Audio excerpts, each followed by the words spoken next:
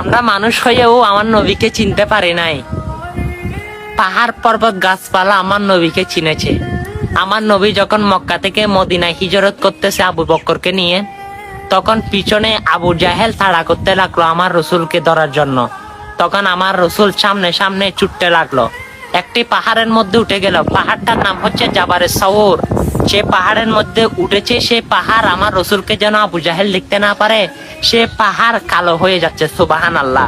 তখন আমার রসুল এক পর্যায়ে উত্তরতে জাবারে সাউরের একেবারে উপর উঠে গেল। সেখানে একটি গুহার মধ্যে ছোট্ট একটা গুহা দেখতে পেল। সে গুহার মধ্যে আমার রসুল বিশ্রাম নিচ্ছিল। হঠাৎ আবু জাহেলের লোক সবাই সেখানে উঠে গেল।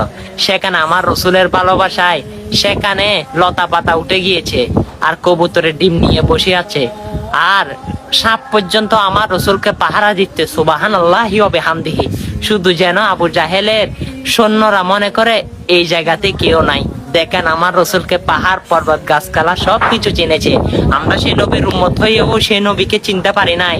তিনি হচ্ছে হাসরের ময়দানে উম্মতের কান্ডারি আমার নবী। সুবহানাল্লাহ সুবহানাল্লাহ। সেই নবীর আশেক আমরা, সেই নবীর উম্মত আমরা।